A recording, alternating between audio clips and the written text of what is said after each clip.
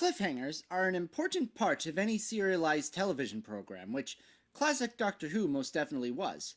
Some cliffhangers are better than others, however, and that's why I'm doing these top 5 lists for every decade of Doctor Who from the 1960s to the 2000s. In the last video, I looked at the most memorable cliffhangers of the 1960s.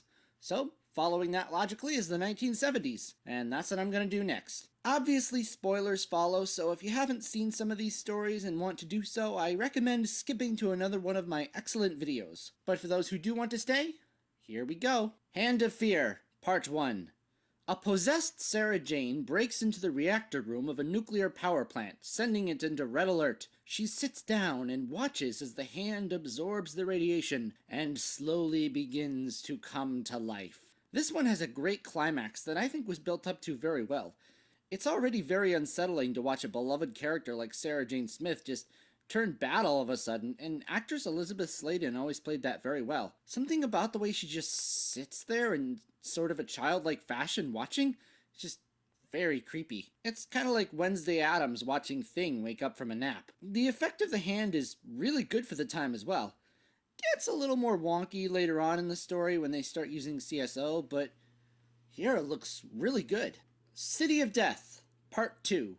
The Doctor has gone back in time to talk to Leonardo da Vinci and find clues as to what's going on with the Mona Lisa. But Leonardo is not at home. Instead, who should come walking through the door but Count Scarleone, the villain he's been talking to in 1970s Paris. This is one of those surprise cliffhangers where you don't so much go, how are they going to get out of this one, but what is going on? Although there may have been some people who were able to figure out the twist, it was a surprise for me. I like a bit of mystery in Doctor Who, and any good mystery not only answers questions, but confuses things by presenting more every once in a while when you least expect it. And that's what is happening here. Sure made me want to watch the next episode and find out what's going on, and that is, after all, the purpose of a cliffhanger.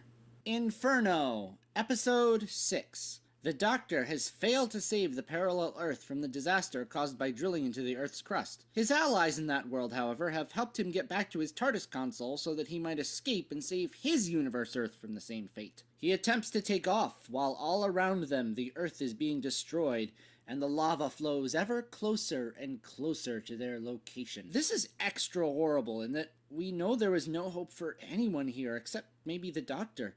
The question is not so much how are they going to get out of this, but will the Doctor be able to save someone else from suffering the same fate? It's an interesting and very tragic dilemma that doesn't occur very often and makes for a very different type of cliffhanger, although maybe not a very pleasant one. The Deadly Assassin, Episode 1. The Doctor, having come to Gallifrey after receiving a vision of the President's assassination, sets up his gun on the balcony, presses the trigger, and shoots that president dead as a... Wait, what? The Doctor's not a murderer? It couldn't have been him, but the editing sure tries its hardest to make it look like he did. We know that he didn't, but there is the question of what did happen then?